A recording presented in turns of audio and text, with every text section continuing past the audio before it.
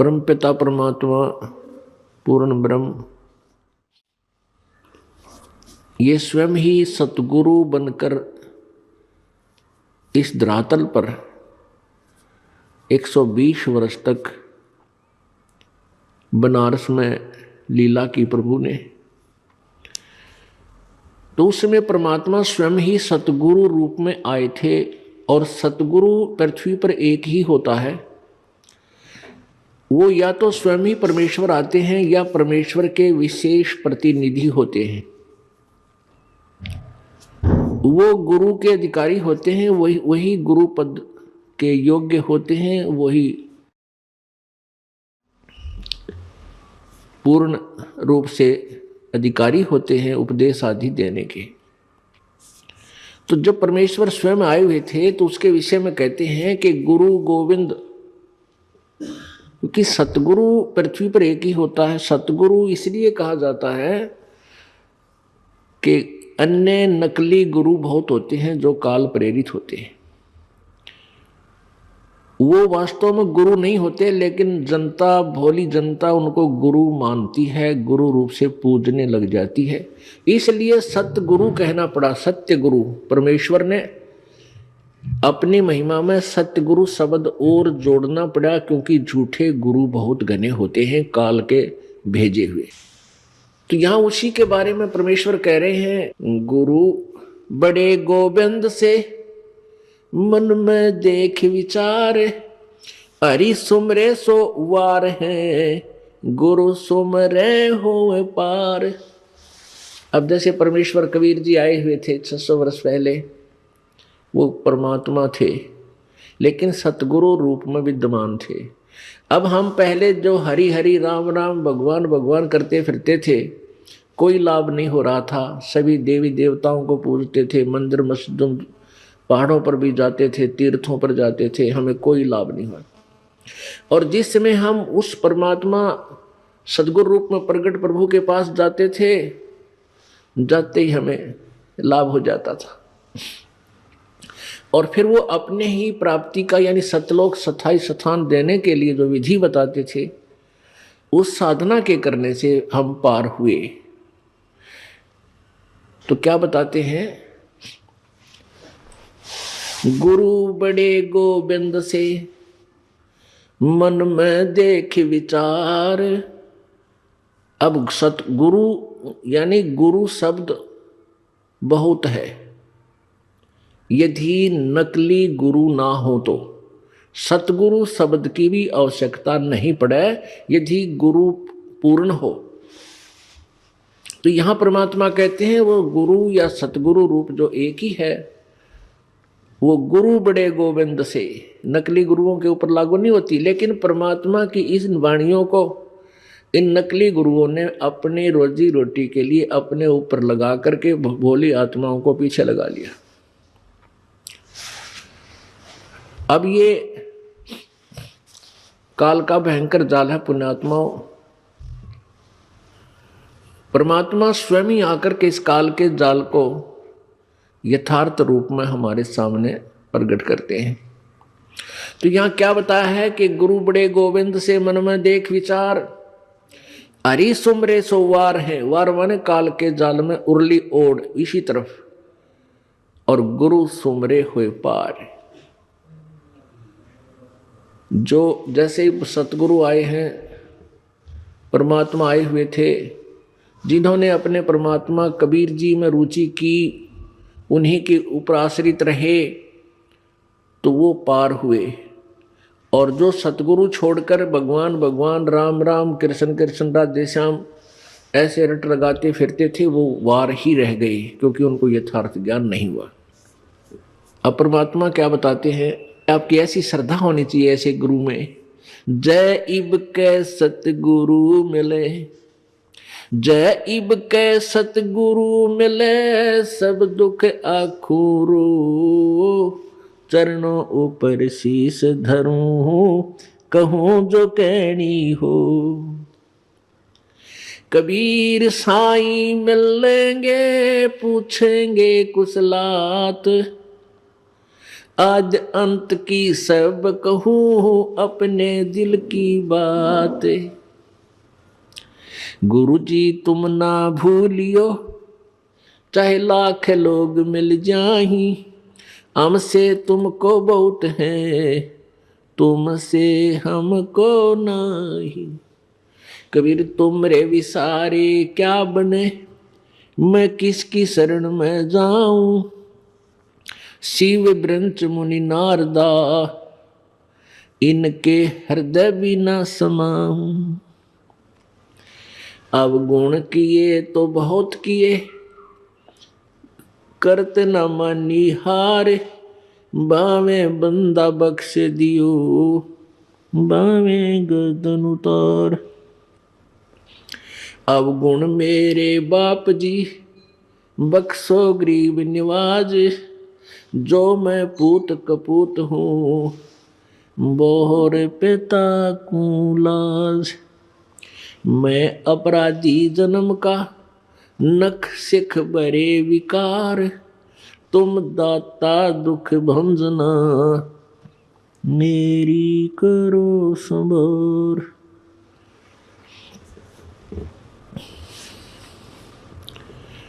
परमपिता परमात्मा पूर्ण ब्रह्म सारी सृष्टि के रचनहार कबीर देव, कबीर प्रभु, कबीर साहब, ये वही प्रभु हैं जो बनारस में जुलाहे रूप में 120 वर्ष रह करके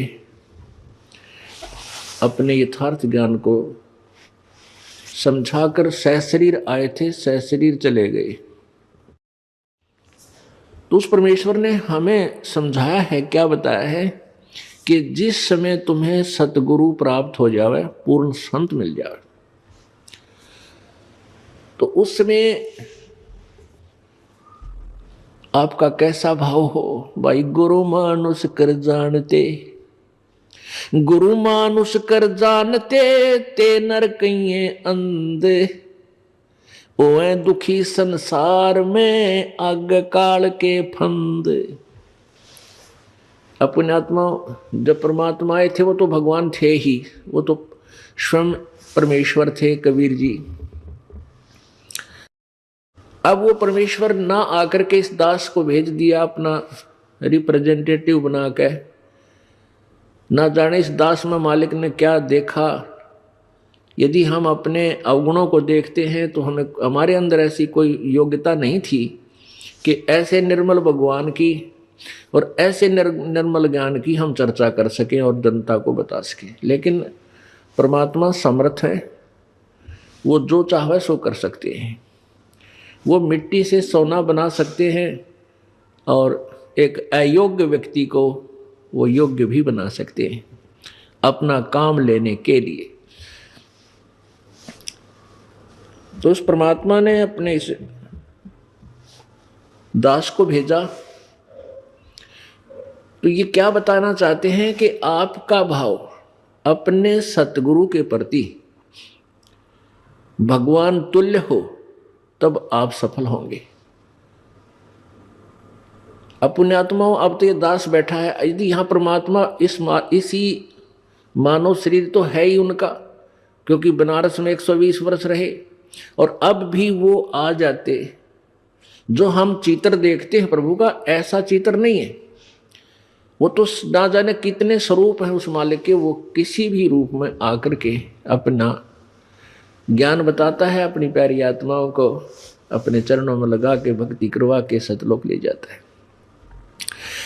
अब आज हम भगवान की तलाश कर रहे हैं, और परमात्मा क्या अनमोल वस्तु है, क्या अनमोल है, कितना उसके अंदर गुण है।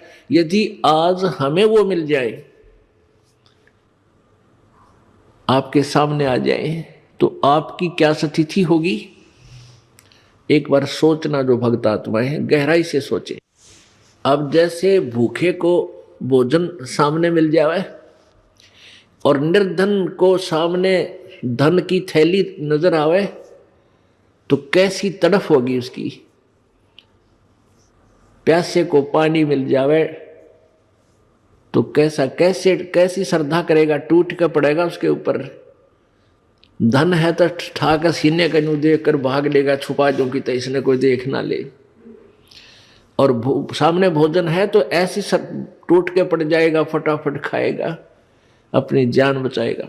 ऐसे ही हमें जब परमात्मा आज मिल जाए, आपके सामने आ जाए, क्योंकि हम उसी की तलाश में तो भटक रहे हैं, तो आपकी कैसी श्रद्धा होगी ये आप अपने अपने स्तर से सोच सकते हैं।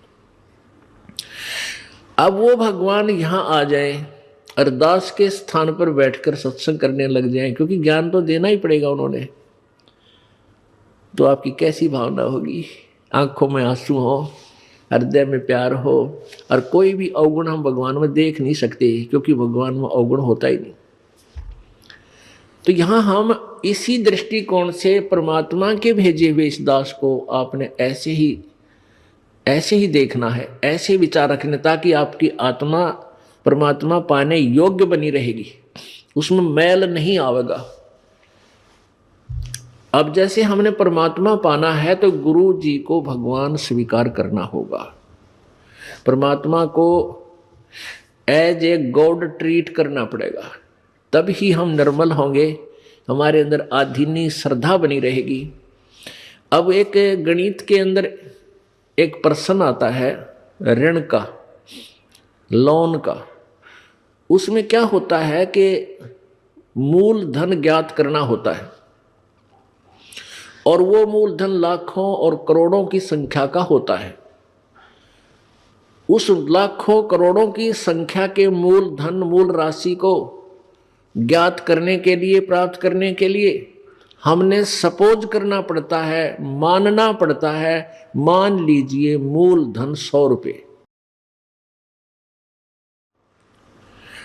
उस 100 रुपये मूलधन को मानकर हम उस ओरिजिनल, वास्तविक, उस करोड़ों और लाखों वाले मूलधन को प्राप्त कर सकते, अन्यथा हम उसका कोई और हल कर ही नहीं सकते, उसको प्राप्ति कर ही नहीं सकते। इसी प्रकार वो परमात्मा तो अथाह है, बहुमूल्य है, उसकी कोई कीमत को नहीं, वो तो मालिक है, समर्थ है। उस समर्थ भगवान को पाने के लिए हमने गुरुजी को मानना पड़ेगा, ये भगवान मान लो, गुरुजी भगवान परमात्मा। तो इस दास को यानी अपने गुरुजी को परमात्मा मानने से एक छोटी सी राशि है, 100 रुपये लाखों और करोड़ों की तुलना में, फिर भी उसके बिना वो लाखों और करोड़ों वाला मूलधन आपको प्राप्त नहीं हो सकता, कभी नहीं हो सकता। आप जी ने अपने गुरुजी को भगवान मान लेना चाहिए, और भगवान मानने के बाद फिर हमारी कैसी प्रक्रिया उनके सामने होगी। सामने भगवान खड़े हो तो आप क्या झूठ बोल दोगे? आप क्या बीच जैसे कोई मर्यादा तोड़ के आया हुआ है, भाई शराब पी ली आदि था, बीड़ी पी गया, या कोई और आन उपासना कर ली, किसी भी कारण से नाम खंडित किया है, यानी भक्ति मार्ग से भ्रष्ट हुआ है, और फिर यहाँ आता है। एक दो भक्त देखे हैं, जर्दा खाते हैं, तमाकू खाते हैं, बीड़ी भी पीते हैं, और यानी मर्यादा को भंग भी करते हैं और आश्रम में आते रहते हैं। तो उनको ये सोचना चाहिए कि आप कहाँ जा रहे हो, गुरुजी भगवान के पास जा रहे हैं, और परमात्मा अंतर्यामी होता है, सारी देख लेता अंदर से। ऐसे आपके मन में ये भावना होनी चाहिए।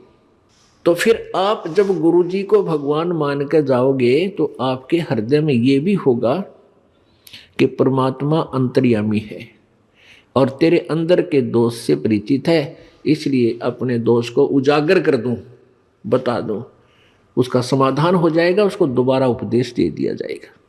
नहीं तो आता रहेगा, जाता रहेगा, व्यर्थ में अपना पैर घिसाई करता है, या कोई लाभ उस व्यक्ति को नहीं होगा। ये एक खेल का मैदान है, ये परमात्मा वाला अखाड़ा है, ये खेल का मैदान है। जैसे बच्चा खिलाड़ी खेल में सेलेक्ट होता है और सेलेक्ट होने के बाद उसको मर्यादा बताई जाती है कि तुम ये फाउल हो जाएगा यदि तुमने ऐसा किया तो, और वो खिलाड़ी फाउल हो जाता है, कोई नियम तोड़ देता है, उसको फाउल कर देते, बाहर निकाल देते हैं।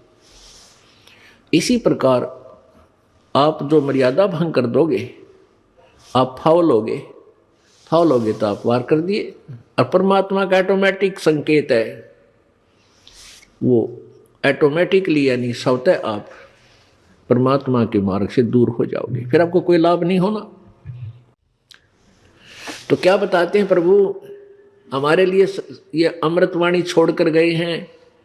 गुरु मानुष कर जानते ते नर कहिए अंध, होए दुखी संसार में आगे काल के फंद। गुरु गोविंद दोनों खड़े किसके लागू पाए, बलिहारी गुरु अपना जिन गोविंद दियो मिलाए। अब देखो कितनी प्यारी वाणी है परमात्मा की। इसको समझना है कि एक तरफ गुरुजी खड़े हैं, दूसरी तरफ भगवान। आप किसके चरणों में लगोगे? स्वयं ही उसका उत्तर भी दिया है कि मैं तो अपने गुरुजी के चरणों में लगूंगा, क्योंकि उन्होंने ही मुझे भगवान मिलाया है। गुरुजी नहीं होते तो भगवान शोकोश था मेरे तय।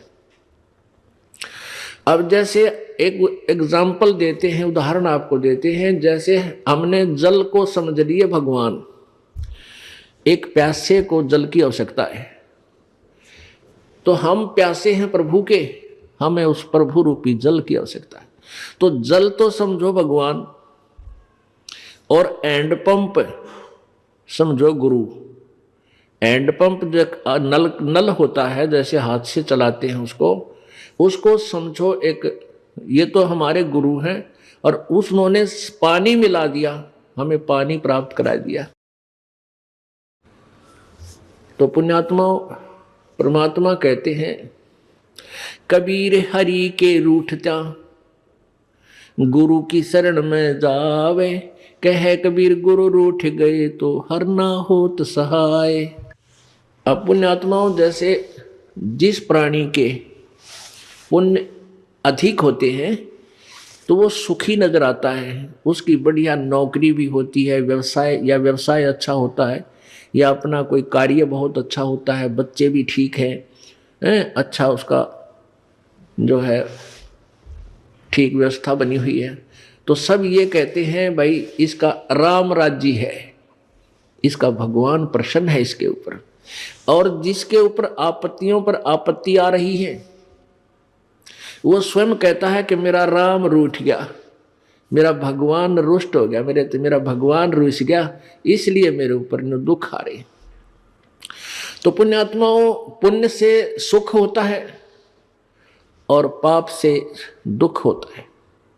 जिस व्यक्ति के पुण्य समाप्त हो गए और पाप बढ़ गए, उसको दुख शुरू हो गया। आपके पुण्य अक्षीण होने से आपको दुख शुरू हो गया। आप कहीं कार्य कर रहे हो खेतों में, आप एक मटका पानी का घड़ा भर के ले गए और वो पी लिया, समाप्त हो गया। आपको पानी की आवश्यकता पड़ी, पानी जल के अभाव से आपको कष्ट शुरू हुआ। आप कहाँ जाओगे? हैंड पंप पर जाओगे, और फिर हैंड पंप की सेवा करके, यानी एक मजदूरी करके, और फिर जल फिर भर लाओगे। आप फिर उस जल के अभाव से दुखी थे, जल प्राप्त हो गया, फिर सुखी हुए। जब आपके पुण्य खत्म हो गए, आपका राम रुस गया, आपका भगवान रुष्ट हो गया, आपत्तियां शुरू होगी। उसका क्या समाधान है? कबीर हरि के रूठत्या गुरु की शरण में जावे, कहे कबीर गुरु रूठ गए तो हर ना करे सहाय। आपका राम रूठ गया, आपका भगवान रुष्ट हो गया, आपके पुण्य समाप्त हो गए, आप दुखी हुए। गुरु रूपी हैंडपंप के पास जाओ और उनकी सेवा करो, वहां से पुण्य फिर भर लाओ, फिर सुखी हो जाओगे। यदि आपने हैंड पंप ही खराब कर लिया, वो ही तोड़ दी उसकी हथली, तो आपको जल नहीं मिलेगा।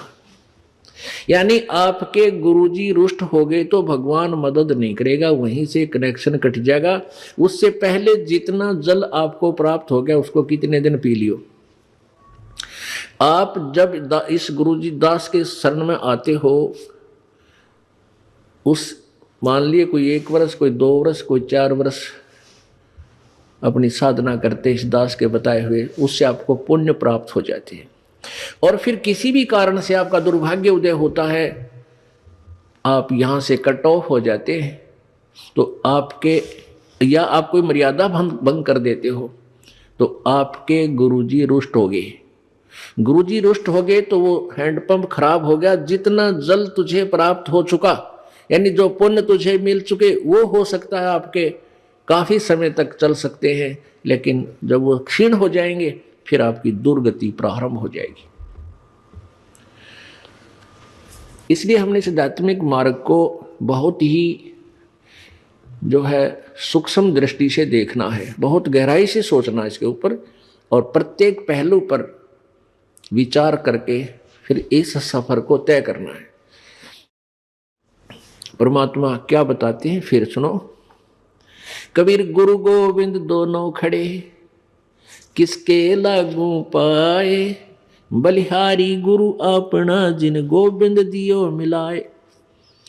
हैंड पंप और जल का उदाहरण, गुरुजी को ही हमने प्रसन्न रखना है, भगवान प्रसन्न आप रहेगा, क्योंकि परमात्मा उस दास गुरुजी के ऊपर वो खुश होता है, प्रसन्न होता है, वो उसका कृपा पात्र होता है। और आप उस गुरुजी की मर्यादा में चलते हो तो परमात्मा प्रसन्न रहता है, आपको प्रॉपर लाभ देता रहेगा। और आप जी ने नियम भंग कर दिया तो आपका कनेक्शन कट गया, आपका हैंड पंप खराब हो गया, आपको पानी जल मिलना बंद हो गया, आप फिर आने वाले समय में आपत्तियों का सामना फिर करना पड़ेगा। इसलिए प्रभु कहते हैं, कबीर हरि के रूठते गुरु की शरण में जावे, कहे कबीर गुरु रूठ गए तो हर ना करे सहाय। सतगुरु के उपदेश का लाया एक विचारे, जय सतगुरु मिलते नहीं तो जाते नरक दुआरे। ओहो, परमात्मा कहते हैं सतगुरु का, सतगुरु यानी पूरे गुरु से लिए उपदेश लेने के बाद अब हमने विचार आया, इस पर गहराई से सोचा कि जय सतगुरु मिलते नहीं, जाते नरक द्वार, और नरक द्वार में दूत सब फिर करते खेचातान, उनसे कभू ना छूटता और फिरता चारों खान। कबीर चार खानी में भ्रमता, कभू ना लगता पारे, सो फेरा सब मेटे गया मेरे सदगुरु के उपकारे। ओहो पुण्यात्माओं, गहराई से सोचो, तुम तो अभी बालक हो, बालक को चिंता नहीं होती, आप मरीज हो, डॉक्टर को पता होता है कि इसको क्या भयंकर बीमारी है और इस औषधि से ये सब रोग कट के इसकी जान बच जाएगी। तो परमात्मा कहते हैं तुम्हारे साथ क्या दुर्गति होती यदि सतगुरु नहीं मिलते, सच्चे गुरु नहीं मिलते। सतगुरु के उपदेश का लाया एक विचार, ओहो जय सतगुरु मिलते नहीं हम जाते नरक द्वार। नरक द्वार में दूत सब करते खेचा ताण। जैसे यहां से प्राणी जब शरीर छोड़ जाता है, जब तक सतगुरु नहीं मिलते तो ये मनुष्य शरीरधारी प्राणी निरे पाप कमावे, पुण्य तो कर ही नहीं सकता, हो ही नहीं सकता, क्योंकि जो साधना करता है वो शास्त्र विरुद्ध, वो दोष है। गीता जी अध्याय नंबर 16 के श्लोक नंबर 23 में कहा है कि शास्त्र विधि को त्याग कर जो मनमानी पूजा करते हैं, मनमाना आचरण करते हैं, उनको न तो कोई सिद्धि प्राप्त होती है, ना कोई सुख होता है, ना उनकी गति होती है। फिर इससे सिद्ध है कि यूजलेस। और परमात्मा क्या कहते हैं कबीर भगवान अपनी अमृत वाणी में, उस सच्चिदानंद घन की वाणी में परमात्मा कहते हैं,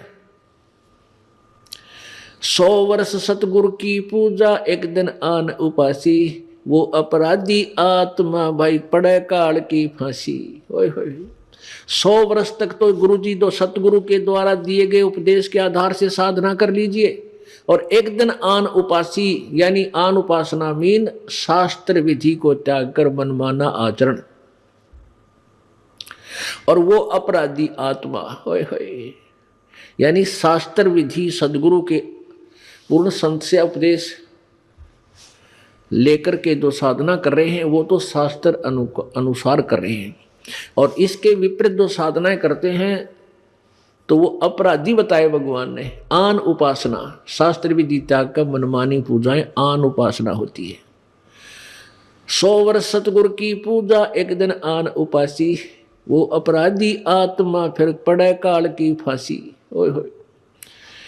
तो इसलिए प्रभु कहते हैं कि जब तुम सदगुरु के अतिरिक्त कोई भी साधना करते हो, वो तो अपराध है, वो तो पुण्य है ही नहीं।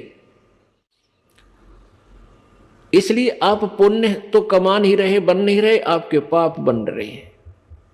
तो पाप के आधार से नरक जाते, नरक में ऐसे ठोकते हैं जैसे डंगरों को लठ मार मार कर और फाटक में बंद करते हैं।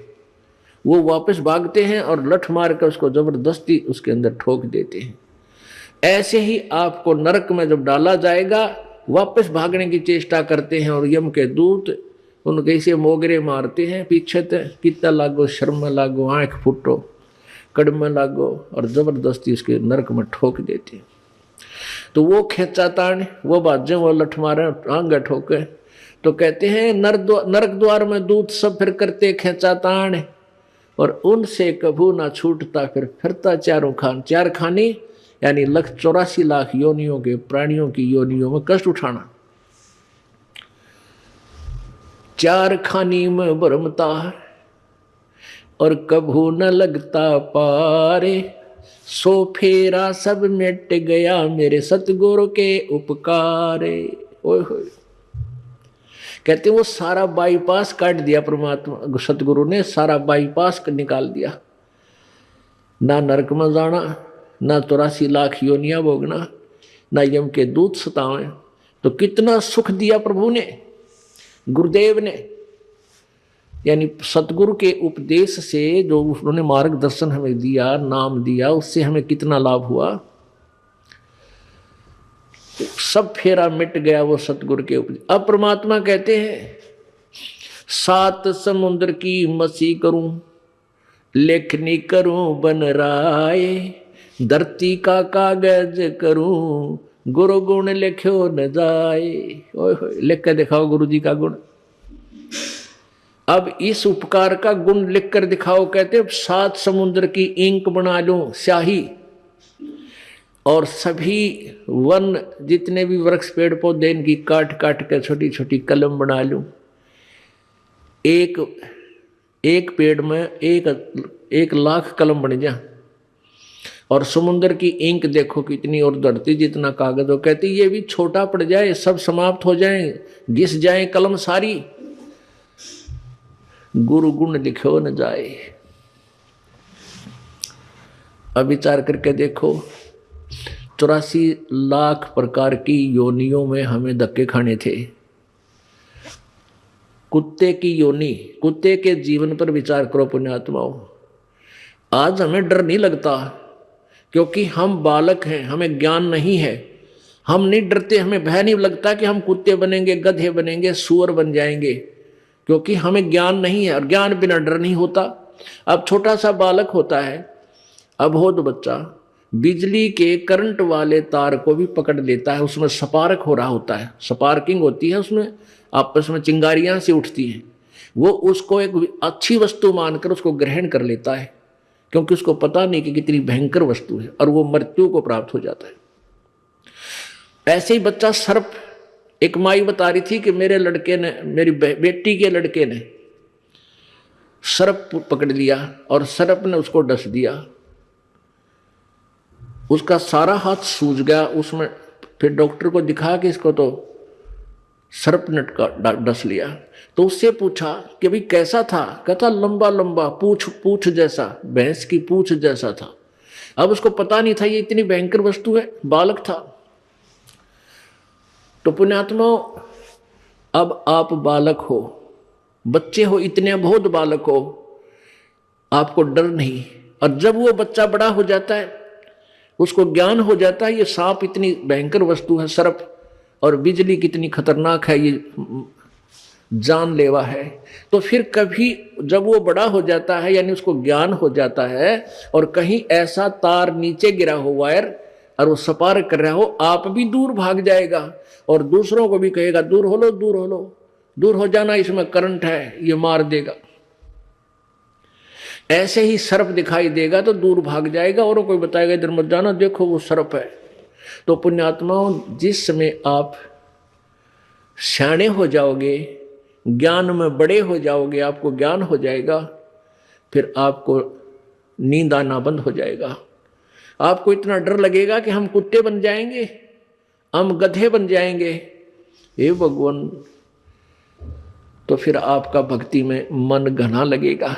इसलिए ये ज्ञान आपको इसलिए करा जाता है कि आप इस योग्य हो जाओ, ये समझो कि हम यदि ये क्रिया नहीं करेंगे तो हम इस दुख का सामना करना पड़ेगा। अब क्या बता रहे हैं परमात्मा कि एक कुत्ते की योनि को देखो। ओहो,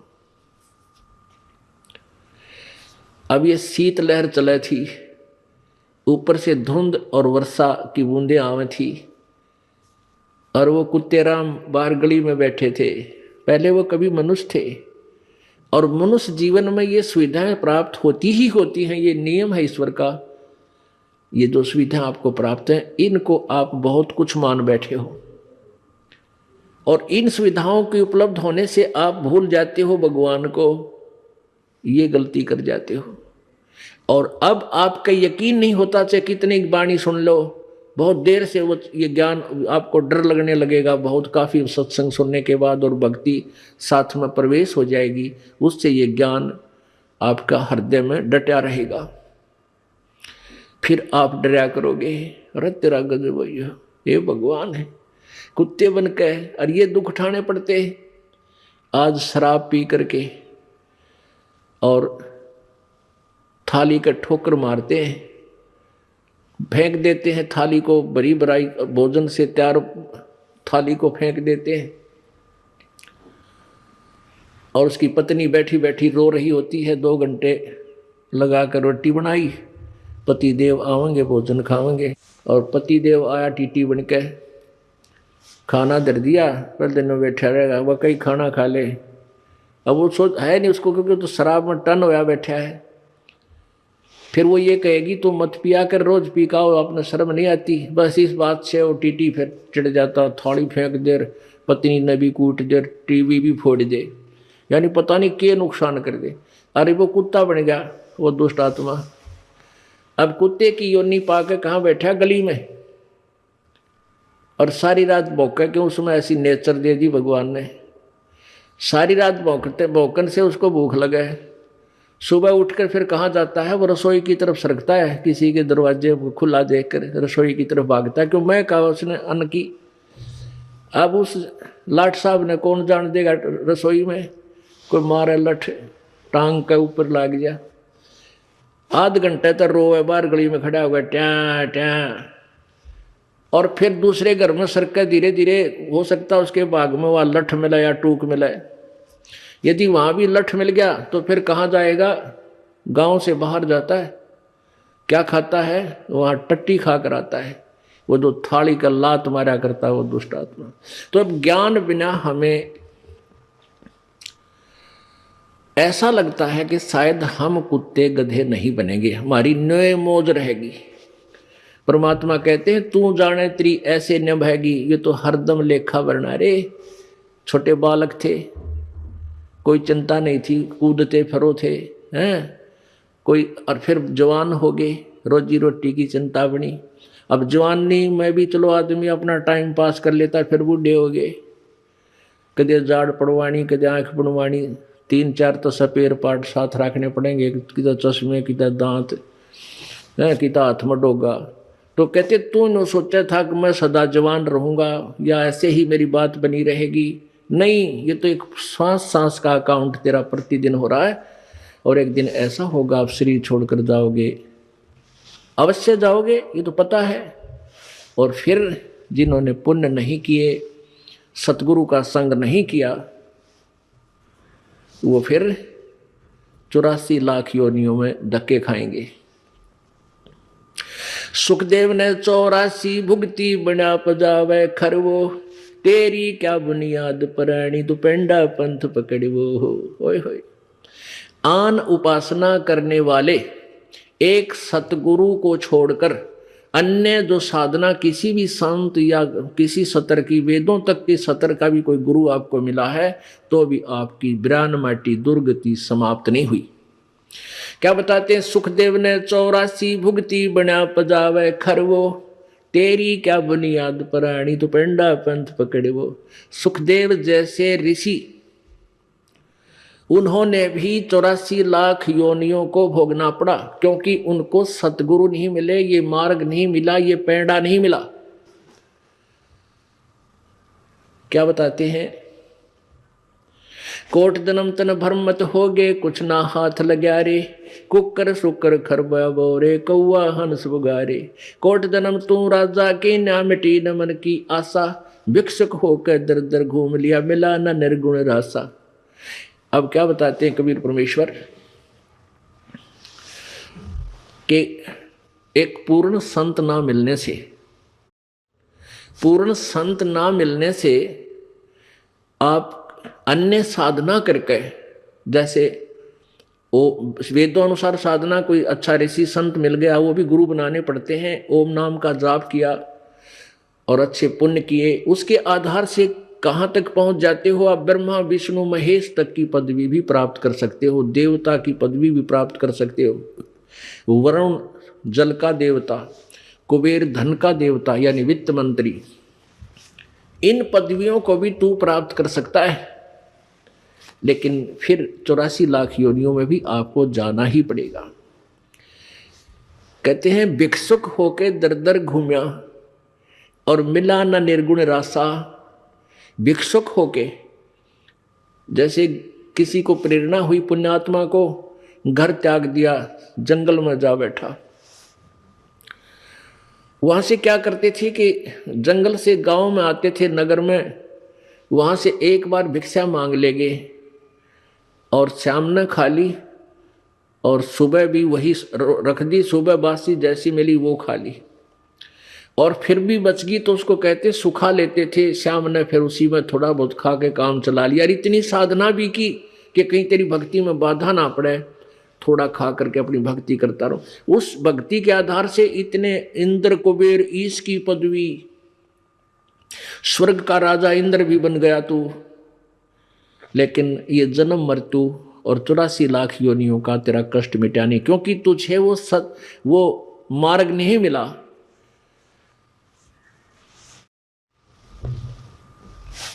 क्या बताते हैं, युगन युगन की वासना हुई इकट्ठी आन, निर्मल कैसे होएगा तेरा सतगुरु लगे न कान। इसलिए परमात्मा कहते हैं कि सुखदेव ने 84 भुगती, इतनी अच्छी साधना करने वाला व्यक्ति भी 84 लाख योनियों में गया। सुखदेव जी ने आप बीती बताई कि भी बहुत झंझट है इस संसार, इस जो संसार में। एक बार मैं गधे की योनि भोग रहा था और मेरे स्वामी ने मुझसे इतना कार्य लिया, इतना कंजूस था वो, जिसके कारण मैं बहुत प्यासा रहा, अंधा हो गया।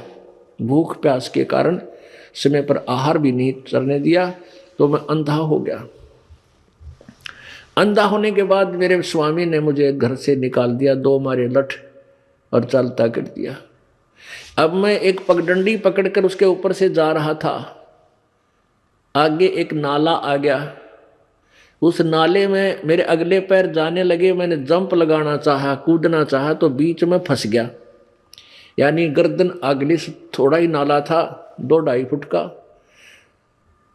2-3 फुट का, अगली गर्दन आगे टिक गई, पीछे पीछे टिक गया, यानी उसके ऊपर पुली बन गई, मेरी पुल बन गया। अब वहां दूरी ज्यादा थी शहर से, इक्का दुक्का व्यक्ति आता था, मुझे किसी ने नहीं निकाला, मेरे ऊपर पैर रखे कमर पर, पार हो जा, मेरा पुल बना लिया। और मैं तड़फ तड़फ के भूख प्यास से कई दिनों तक तड़फ तड़फ के मृत्यु को प्राप्त हुआ। अब कहता है मुझे वो याद आती है, वो दुख मेरा मुझे दृष्टिगोचर हो रहा है, मुझे याद रह गई इस दुख की। अब मैं भगवान गढ़ा बजता हूँ, परमात्मा को बहुत याद करता हूँ। लेकिन वो परमात्मा को याद कौन से को कर रहे थे? वो उनको पता नहीं था कि कौन परमात्मा है जो 84 लाख योनियों को दुख को खत्म कर सकता है।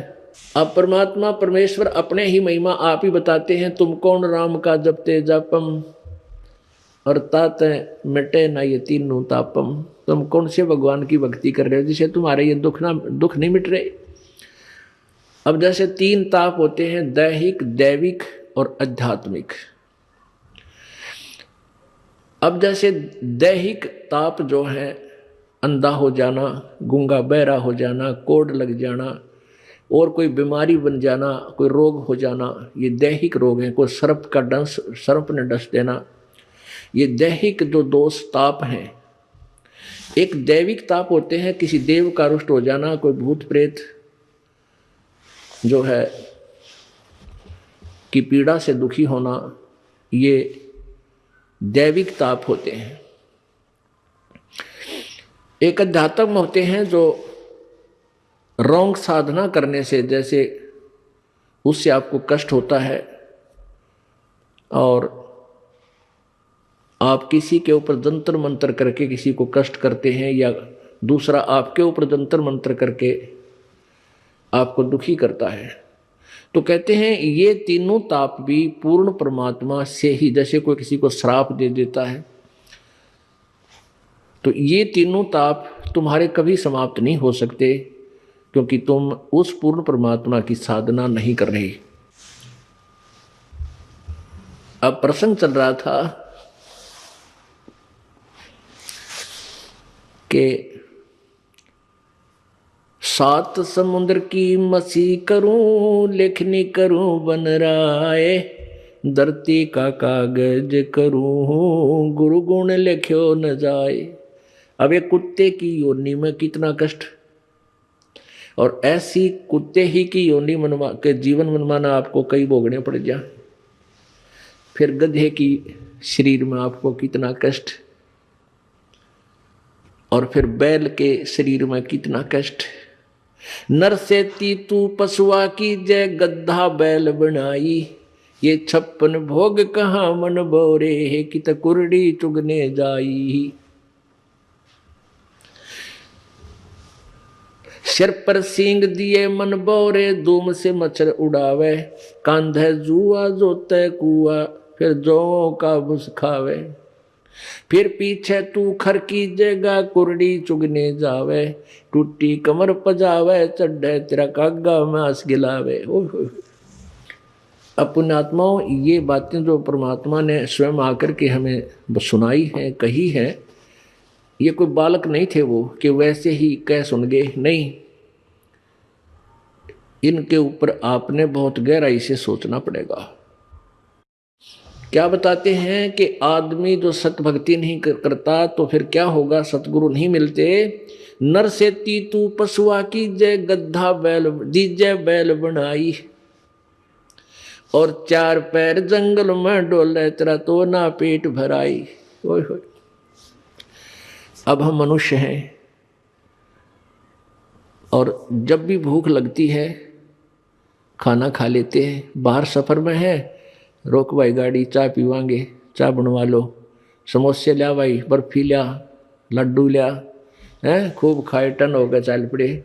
और फिर भूख लगती, प्यास लगती है, समय पर पानी जल बाहर कर लेते हैं, अच्छा फिल्टर पानी पीने लग गया आजकल तो। यानी खूब सुविधा आपको प्राप्त है, क्योंकि आपके पुण्य है। इन पुण्यों को, वर्तमान में प्राप्त पुण्यों को, पूर्व जन्म के जो पुण्य है, इन कितना खराब कर, कितना सदुपयोग कर चाहे दुरुपयोग कर, ये तो सारे मिलेंगे तुझे। और यदि भविष्य की तैयारी नहीं की तो ये सुविधाएं तेरी छीन ली जाएंगी। भविष्य की तैयारी कैसी होगी, वो विधि बताई जाती है कि पूर्ण गुरु के बिना कोई भी भक्ति साधन आपका सफल नहीं हो सकता। कोई भी भक्ति सफल नहीं हो सकती। पूर्ण गुरु की तलाश करो, उनके मर्यादा में रहो, आपका जीवन गारंटीड सफल होगा। ये नियम है, मालूम का अवश्य होगा। और ऐसा ना करने से तो क्या कष्ट होगा। नर से तू पशुआ की जय, दीजय बैल बनाए, 4 पहर जंगल में डोले, तेरा तो ना पेट भरे। इस दास का जन्म किसान परिवार में हुआ और खूब परिचित हम बैल के जीवन से। अब क्योंकि परमात्मा के रोशनी में दिखाई देने लगा कि वो कितना दुखी हुआ होता है ये प्राणी। अब बैल बन गया, भूख लगी है मुंह का बोल के नहीं सुना सकता, प्यास लगी है मुख से बोलकर नहीं बता सकता। एक समय हमारे एक बैल था, हम छोटे से थे। उस बैल के पिछले पैरों के खुरों के बीच में एक कील लगी, एक इतनी लंबा लोहे की कील थी और वो पिछले पैर में घुस गई। सुबह अंधेरे में हाली लेकर गया था खेतों में, तो किसी ने वो कील कंडम समझ के गली में फेंक दी और वो बैल के पैर में चल गई। अब बैल डले पत्थर कंकर लग के वो अंदर घुस गई, कतई ऊपर कुछ नहीं दिखे और पैर से बैल लंग करने लगा, लंगड़ाने लगा। तो आली आपस में ये विचार किया करते थे, भाई बैल के कभी ऐसे लंग हो जाती है तो क्या बताया करते कि उसको रोकना नहीं चाहिए, बैल को काम लेते रहना चाहिए, क्योंकि उसकी नस पर नस चढ़ गई है और नस पे नस चढ़ जाने से, रोक देने से वो ज़्यादा हानि होती है, चलते रहने से वो ठीक हो जाता है। इस दृष्टिकोण से हाली ने सोचा कि इस कैर नस पे नस चढ़ गई, पैर की नाड़ी पर नाड़ी चढ़ गई और इसको चलाते रहना। शाम तक चलाते रहा, बैल ने ना चारा चरा ना जल पिया और शाम तक पैर सूज गया, सोजन आ गई। सामने आके खड़ा हो गया, एक 3 पैरों से चल रहा बेचारा, आते ही बैठ गया, सुबह उठा नहीं, इतनी पीड़ा थी उसको। अब पहले पुराने समय में 40 वर्ष पहले एक ऐसे ही वहाँ ट्रीटमेंट होया करते गाँव में। कोई व्यक्ति बुलाया, उसने कहा कि इसके गोड्डे में बा आ गया घुटने पे, वहाँ गर्म पट्टी जैसा भी उसकी औषधि थी वह तैयार, उसकी ट्रीटमेंट शुरू कर दिया। अब कीला गिरी पैर में, घुटने उस खुरों में, और ट्रीटमेंट हो रहा घुटने का। अब वो बोल के नहीं बता पा रहा मेरा पीड़ा कहाँ है। और जब वो मनुष्य शरीर में होगा वो खूब आंडी पाक रहा था, अन्यों कहता होगा कि उसने देखा भगवान, देखी जाएगी, फिर देख, फिर के देखेगा, गधा बने पाछे, बैल बने पाछे। अब क्या तू क्या देखेगा, हमने तो अब देखना है जो मनुष्य शरीर है, और संतों की वाणी पर अटल विश्वास करके अपना कल्याण करवा लेंगे तो जान बचेगी। 1 महीने के तक वो बैल सूख गया, चारा भी छोड़ दिया उसने, खाना थोड़ा बहुत खावे कभी ना खाए, पीड़ा में। और ये बता नहीं पा रहा मेरा पीड़ा है कहाँ। वो अपने आप पक के, वो कील जहाँ लगी थी अपने आप पक के फूटा, उसमें से मवाद निकलन लगा। जब ध्यान गया को हो तेरे की, इसके तो खुरों में कोई गड़बड़ है। फिर उसमें हाथ पर छेड़ा छाड़ी करी, एक व्यक्ति बुलाया, उसने औजार से देखा अगर इसमें कील लगी है, वह कील पर निकाली, इतनी लंबी निकली, तब वो बैल स्वस्थ हुआ। तो पुण्यात्माओं, उस नालायक ने सोची भी ना थी कभी तेरी ये दुर्गति हो जाएगी। लेकिन ठीक है, हमें ना पता हो पर संत बतावें, सतगुरु बतावें आकर के, सब सदग्रंथ गुणकावें, तो विचार हमने करना चाहिए। तो ऐसा दुख फिर क्या बताते हैं कि सिर पर सींग दिए मन, 4 पहर जंगल में डोले तेरा तो ना उधर बरे। अब तो समय मिलते ही, भूख लगते ही खाना खा लेते हैं। अब परमात्मा का भंडारा चलता है यहाँ पर फ्री ऑफ कॉस्ट है, कितनी बार भोजन पाओ, दिल करे जब चाह की भरा कप पर बैठ कर पीने लग जा। कहीं भी आप घर पे हो, भूख लगती है तभी कहते हो रोटी लाओ, खाना भूख लगी है, चाय बना लो, चाय पी ले, दूध ले आओ हैं। और कोई त्यौहार है, ब्याह शादी है, लाडू बर्फी जलेबी खूब डट कर खाओ। लेकिन परमात्मा कहते हैं फिर इस भक्ति ना करने से, सदगुरु की शरण में ना जाने से, नर से तीतू पशुआ की जय, दीजे बैल बनाए, 4 पहर जंगल में डोले तेरा तो ना पेट भराए। ओह, 4 पहर यानी सुबह से लेकर शाम तक, सुबह 6 बजे ले जाते थे, शाम को 6 बजे 12 घंटे खेत में रहेगा, तेरा तो पेट नहीं भरा क्योंकि भूख लगी होगी। आसपास हरी भरी घास और खेती होगी जो उसका आहार है बैल का, लेकिन वो खा नहीं सकता क्योंकि हाथ में लठ आली का मालिक का कड़म मारे, जाके चरने की चेष्टा करेगा तो खाने की। समय पर पानी मिलेगा 2 टाइम, मुश्किल से प्यासा मर चाहे भूखा मर। पुण्यात्माओं, अब ये सतगुरु का गुण लिखण लग जाओ आप कितने, एक कुत्ते के जीवन को लिखो, फिर गधे के जीवन को लिखो, फिर बैल के जीवन में क्या क्या कष्ट आते हैं वो लिखो। और चीटी हाथी 83 लाख कहते हैं, इन सब से बाईपास निकाला मेरे सतगुरु ने। फिर क्या बताते हैं कि सिर पर सींग दिए मन बौरे, और दूम या पूछ होती है पूछड़, इस पूछड़ ते मच्छर हटा।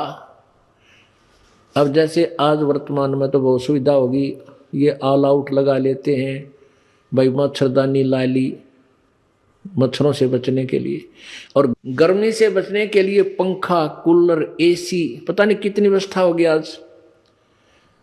और परमात्मा बंदी छोड़ बताते हैं कि यदि तूने मालिक याद नहीं किया, सिर पे सींग दिए मन बौरे, और एक धूम तो मच्छर उड़ा। अब वो धूम है ना तेरी, वो तो तेरा कूलर, और वो ही तेरा पंखा, और वह मच्छरदानी। और एक आधे कर्म इनकी वह धूम भी कट जाती है, कीड़े पड़ जाए उसमें, वह काटनी पड़े, वह रह जाती है फिर 8-9 इंच की। और फिर उसने ऐसे करता बैठा बैठा, वो सुविधा भी छीन क्रम इन प्राणी की कि थोड़ी बहुत लंबी धूम होती तो मच्छर उठा लेता थोड़े बहुत। अब कर्म इनके बाद धूम भी कटगी। तो जितने पाप करेंगे हम, उसी की एवरेज में, उसी की रेसो में, प्रत्येक योनि में उतना ही कष्ट। पहले तो गधा और ऊपर तो अंधा, तो कितने पाप किए होंगे उस प्राणी ने। फिर बैल और धूम कटगी, वो मच्छर भी ना हटा सकता, मक्खी भी ना उड़ा सकता, थोड़ी बहुत कुछ सहयोग था वो भी खत्म हुआ। तो पुण्यात्माओं, इनको घनी गहराई से सोचो और फिर भगवान और गुरु जी की तुलना करो कि हम कितना बाईपास चल रहे हैं। फिर क्या बताते हैं, कंध जुआ जो तैकू कंधों का भुस खावे। ओहो,